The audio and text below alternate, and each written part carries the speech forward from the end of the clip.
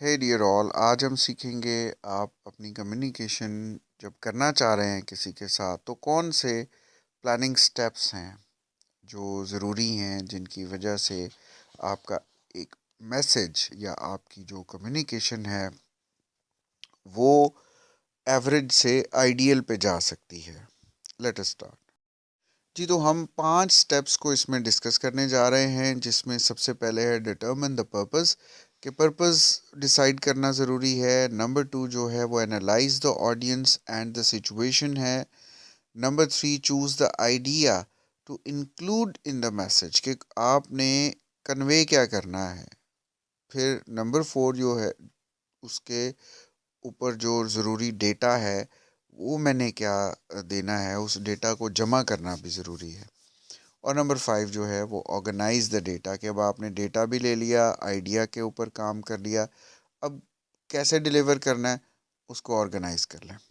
आइए सीखते हैं। तो सबसे पहली बात है कि आपको तो पर्पस क्लियर करना है। ये एक ना चेक लिस्ट आप बना के रख भी सकते हैं, ये वीडियो भी आपके लिए मौजूद है, यूट्यूब है ऑब्वियसली। आप इसको हर वक्त अपने पास रख सकते हैं। जब ज़रूरत पड़े, आपने काम करना है, कोई प्रेजेंटेशन देनी है या किसी मीटिंग पे जा रहे हैं, कोई तकरीर करना पड़ गई है, तो आप इन स्टेप्स को यहाँ से निकाल के देख लें। और चेकलिस्ट है ये आपकी, कि जी पहले सबसे काम क्या करना है, डिटरमिन द पर्पस, कि आपने पर्पस अपना देखना है कि मैं क्या कन्वे करने जा रहा हूँ। क्या मैं सिर्फ लोगों को इन्फॉर्म करना है, या मैंने अपने बॉसेस को या अपने वर्कर्स को या अवाम को या फैमिली को, जो भी जहाँ भी जा रहे हैं आप, तो मेरा मकसद क्या है, सिर्फ इन्फॉर्म करना मकसद है, या मैंने उनको टीच करना है, मैं कुछ सिखाने जा रहा हूँ उनको। या तीसरी बात ये है कि आपने कोई बिलीफ या कोई एक्शन है उसको आपने सिक्योर करना है। मसलन आप डिफेंस कर रहे हैं किसी अकीदे या किसी काम का। नंबर 4 ये है कि लोगों को कायल करना है आपने।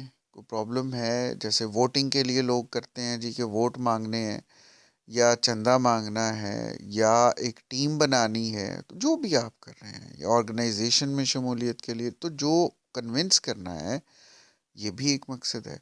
फिर पांचवा जो है वो ये हो सकता है कि आप सिर्फ उनको एंटरटेन करना है, आपने जी एंजॉय करें बस लोग, आप इसलिए स्टेज पे जा रहे हैं।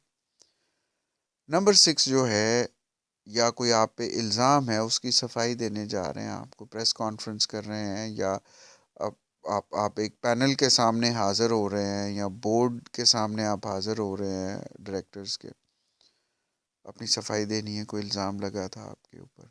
सातवां ये है कि आपने ऑडियंस को ब्लेम करना है। अक्सर आप देखें सेलिब्रिटीज़ के साथ, पॉलिटिशियंस के साथ ये मामला चलते रहते हैं, कि जहाँ पे कभी वो अखबार को मुर्द इल्ज़ाम ठहरा रहे हैं, कभी किसी और पार्टी को, कभी जो है वो ऑडियंस को। तो ये जो सामनी ऑडियंस है आपके, जिससे आप मुखातिब हैं, उनके ऊपर इल्ज़ाम लगाना है कि जी ये आपकी गलती है, मेरी गलती नहीं है, ये आपके यूं यूं करने की वजह से ऐसा ऐसा हुआ। तो ये भी एक पर्पस होता है। और आठवां एक ये भी होता है कि आप उनको मोटिवेट कर रहे हैं, आप परसुएसिव हो गए हैं, आपने किसी काम पे उनको जो है वो राज़ी कर लेना है, सुपरवाइज करना है आपने, आप उनके गाइड हो गए हैं, उनके मॉनिटर हो गए हैं, उनके लीडर बन गए हैं आप। तो ये कुछ जनरल आमतौर पे 8 होते हैं, जिनमें से कोई एक आपका पर्पस होना ज़रूरी है, फिर उस पे काम किया जा सकता है। आइए उसका नेक्स्ट स्टेप की तरफ चलते हैं। आपने पर्पस डिसाइड कर लिया, अब नेक्स्ट स्टेप क्या होगा? तो पर्पस डिसाइड करने के बाद ये है कि आपने एनालाइज करना है कि भाई आपकी जो ऑडियंस है, जिन लोगों को प्रेजेंटेशन देने जा रहे हैं या जिनसे बात करने जा रहे हैं, उनमें ये 12 चीज़ें होनी चाहिए आपके जहन में। पहली बात तो ये है कि आपको उनके नेम्स पता होने चाहिए। अगर ऑडियंस ज़्यादा है तो ज़रूरी नहीं है सभी के नेम्स पता हों, लेकिन कुछ होना ज़रूरी है। फिर उनकी सेक्स का पता होना ज़रूरी है आपको, कि मैं लेडीज़ को फेस करने जा रहा हूँ या मैं जेंट्स को फेस करने जा रहा हूँ। फिर दूसरे नंबर पे एज पता होना ज़रूरी है आपको। देखिए 10 साल के लोगों से और कम्युनिकेशन होती है, टीनेजर्स के साथ आप और तरह कम्युनिकेट करेंगे, मैच्योर लोगों से और तरह कम्युनिकेट करेंगे, बूढ़े लोगों से और तरह। फिर आपको उनकी एजुकेशन का पता होना ज़रूरी है। देखिए जब एजुकेशन का पता होगा, आप अपनी वोकेबलरी, अपने सेंटेंसेस, अपने फैक्ट्स, अपनी एग्जांपल्स वहीं से देंगे ना, जहाँ जो उनको समझ आ सके। अब आप स्पेस की बातें तो नहीं करेंगे किसी बैकवर्ड विलेज में जाके, जहाँ लोग अभी बटनों वाला फ़ोन यूज़ कर रहे हैं। वहाँ आप उनके साथ मार्स की कॉलोनाइजेशन की बातें करेंगे या आर्टिफिशियल इंटेलिजेंस की बातें करेंगे, तो वो बिल्कुल नहीं समझ पाएंगे इस चीज़ को। तो आपने ऑडियंस की एजुकेशन भी देखनी है। नंबर 4, आपने उनके एक्सपीरियंसेस भी देखने हैं कि उनके एक्सपीरियंस ऑफ लाइफ क्या है। अब एक्सपीरियंस ऑफ लाइफ कई दफ़ा उनका, वो गांव से बाहर ही नहीं गए होते, उन्होंने बाहर का मुल्क भी नहीं देखा होता, उन्होंने बाहर कभी जॉब भी नहीं की होती, तो उनकी वही छोटी सी दुनिया होती है। ये ही फार्मूला सब जगह पे अप्लाई हो रहा होता है। आप किसी स्कूल में हैं, किसी ऑर्गेनाइजेशन में हैं, तो ये सारे जो स्टेप्स हैं, ये आप उनके जो एक्सपीरियंसेस हैं आपकी ऑडियंस के, उनका आइडिया होना बहुत ज़रूरी है। नंबर 5, अदर क्वालिफिकेशंस के, वो सारे लोग जो आपके सामने बैठे हुए हैं, उनकी दूसरी क्वालिफिकेशन भी है या नहीं। समटाइम्स ऐसा भी होता है, I have experienced it personally, कि कुछ ऐसे विलेजेस में मुझे जाना पड़ा जहाँ पे लोगों की कन्वेंशनल एजुकेशन नहीं थी, उनका एक्सपीरियंस ऑफ लाइफ बड़ा लिमिटेड था।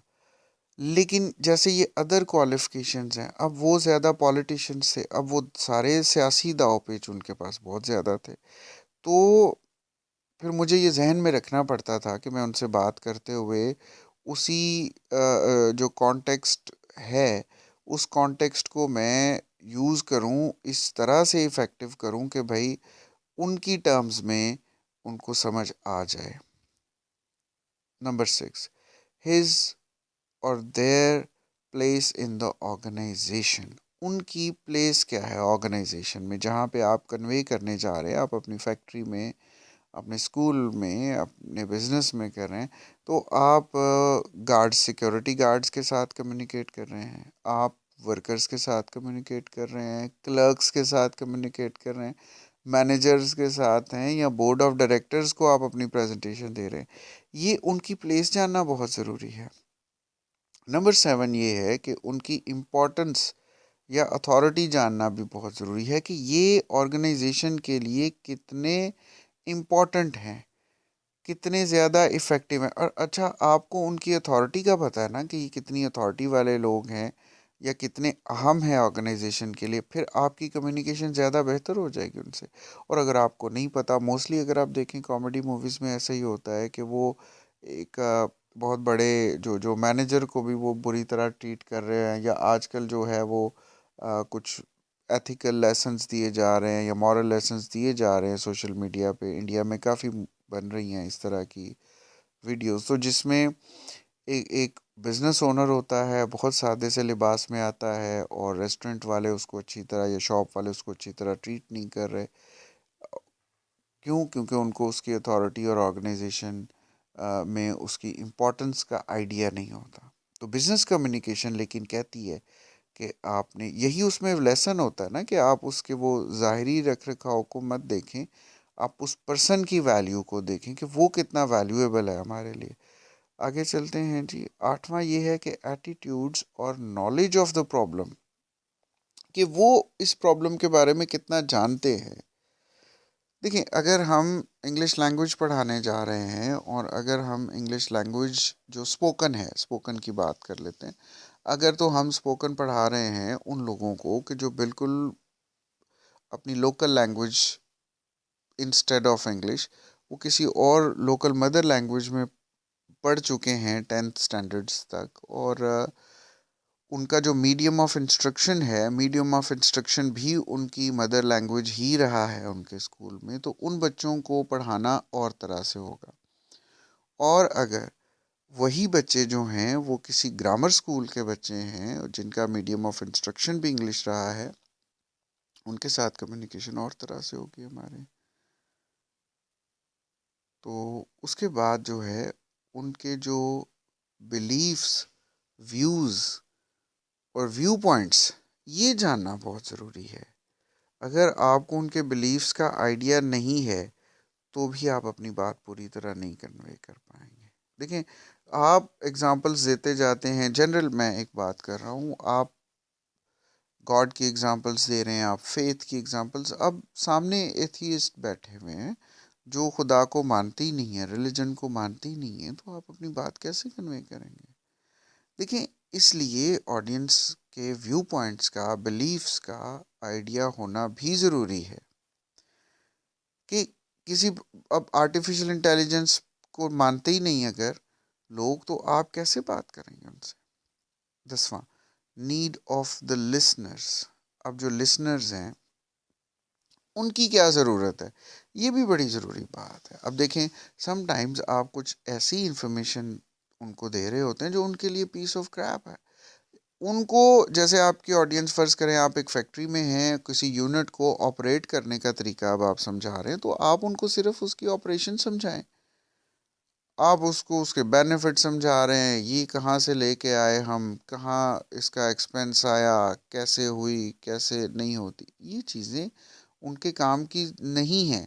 नीड ऑफ द लिसनर्स ये नहीं है। नीड ऑफ द लिसनर्स ये है कि भाई ऑपरेट करना सिखा, तो इसको मैंने ऑपरेट कैसे करना है, काम कैसे करना है, प्रोडक्ट कैसे बनानी है, बस आप उसको उतना कन्वे करें।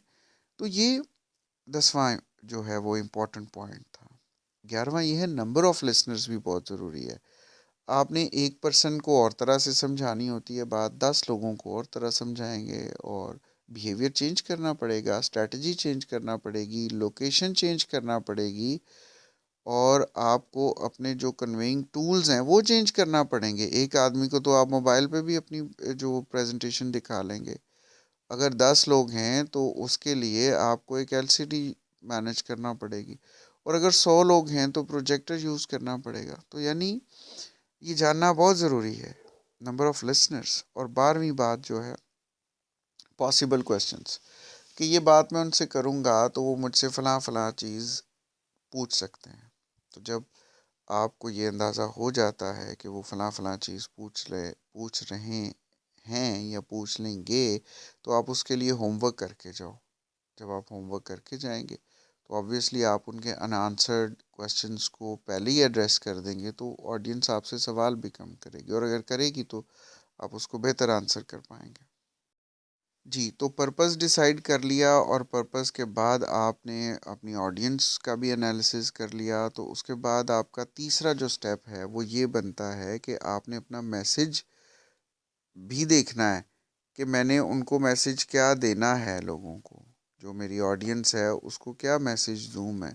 और जब आपको ये पता चल जाए कि भाई मैंने अपनी ऑडियंस को ये मैसेज देना है, तो फिर हम उस पे काम शुरू कर लेते हैं। और मैसेज आम तौर पर आप यही देखेंगे कि भाई मुझे अगर कहा गया तो मुझसे तवक्को क्या है ऑडियंस की, आपसे क्या तवक्को है, आपसे क्या डिमांड चाह रहे हैं वो, ये बात समझना ज़रूरी है, और आप अपना मैसेज डिज़ाइन कर लेंगे। मैसेज डिसाइड कर लिया और डिज़ाइन कर लिया, उसके बाद आपका जो फोर्थ सेकंड लास्ट स्टेप है वो ये होगा कि आपने रिसर्च करना होगी उस टॉपिक पे जिस पे आपने बात करनी है। अब रिसर्च करने के लिए आपको दो चीज़ें करना पड़ेंगी, एक तो प्राइमरी डेटा लेना पड़ेगा और दूसरा सेकेंडरी डेटा लेना पड़ेगा। प्राइमरी डेटा वो होता है कि जो ऐसे फैक्ट्स हैं जो अनपब्लिश्ड फैक्ट्स हैं, जिनको कानूनी तौर पर उस तरह से अहमियत हासिल नहीं होती, वो कंपनी के रिकॉर्ड में उस तरह से नहीं आए होते, वो आर्काइव नहीं होता, जो प्राइमरी डेटा है। प्राइमरी डेटा के बाद आपको सेकेंडरी डेटा पे ज़्यादा रिलाय करना पड़ता है, बिकॉज़ सेकेंडरी डेटा को स्टैंडर्ड जो डेटा है वो समझा जाता है। सेकेंडरी डेटा को चैलेंज नहीं किया जा सकता, सेकेंडरी डेटा ज़्यादा ऑथेंटिक समझा जाता है। सेकेंडरी डेटा आपसे ज़्यादा इफ़ेक्टिव जो लिसनिंग है वो भी लोग तभी करते हैं अगर आप सेकेंडरी डेटा दे रहे हैं, आप रेफरेंसेस दे रहे हैं। जैसे सेकेंडरी डेटा में इंफॉर्मेशन है जो आप न्यूज़पेपर से ले रहे हैं, आप लाइब्रेरी से ले रहे हैं, आप मैगज़ीन से ले रहे हैं, गवर्नमेंट के डॉक्यूमेंट्स हैं, गवर्नमेंट के सर्वेज़ हैं, गवर्नमेंट की वेबसाइट्स हैं, कंपनी की अपना जो डेटा या जर्नल्स हैं वहाँ से ले रहे हैं। ये सब चीज़ें आती हैं हमारे सेकेंडरी डेटा में, और ये आपकी बात को काबिल कबूल बनाएंगे।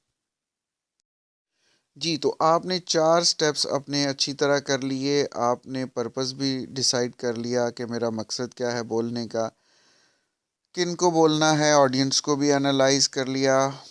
ऑडियंस को एनालाइज़ करने के बाद आपने मैसेज भी डिसाइड कर लिया, और मैसेज डिसाइड करने के बाद आपने जो डेटा है उसको भी आपने देख लिया कि मैंने कौन सा डेटा कन्वे करना है, वो भी सारा कलेक्ट कर लिया। तो फिर आखिरी स्टेप होगा कि डेटा कलेक्ट करने के बाद अब इस डेटा को मैंने किस किस तरह से कन्वे करना है, यानी कि मेरे क्या स्टेप्स होंगे, ये बात मैं पहले करूं, इस बात को मैं बाद में करूं। ये सारा आपने लेआउट बनाना है, उसका एम बनाना है। यहाँ पे आपको एक PAL लिखा हुआ नज़र आ रहा है, तो PAL का मतलब है पोर्च, एम और लेआउट। पोर्च का मतलब आमतौर पे होता है कि रिमार्क्स या प्रेफिस, ठीक है जी, यानी कि सबसे पहले आपने कोई रिमार्क्स या प्रेफिस जो है वो बताना होगा। सादे अल्फाज में आप उसको इंट्रोडक्शन कह सकते हैं। उसके बाद आपने उसका एम बताना होगा कि भाई एम क्या है आज की बात का। एम के बाद आप जो है वो उसका लेआउट बताएंगे, जी आज हम फ़लाँ फ़लाँ बात करेंगे, और पहले ये बात करेंगे, फिर ये करेंगे, और आखिर में ये बात करेंगे। लेआउट, ये 5 स्टेप्स आपने करने हैं। इस लेक्चर को भी सुनने के लिए आपका शुक्रिया। मुझे उम्मीद है इसमें से काफ़ी कुछ सीखा होगा आपने। इसको ज़रूर शेयर करें लोगों से, बिकॉज़ हर बंदा आजकल बिज़नेस करना चाह रहा है, अपने आप को इस्टेब्लिश करना चाह रहे हैं लोग। फ्रीलांसिंग, एंटरप्रेन्योरशिप, स्टार्टअप्स, ये सब चीज़ें ट्रेंड में हैं। तो कोशिश करें कि ज़्यादा लोगों के साथ शेयर करें ताकि उनका ज़्यादा फ़ायदा हो जाए। जी, कोई सवाल हो तो आप ज़रूर हमसे पूछ सकते हैं। स्क्रीन पे व्हाट्सएप नंबर भी आपको नज़र आ रहा है। हमारा जो कमेंट सेक्शन है वो भी आपके लिए अवेलेबल है। Thank you, good luck.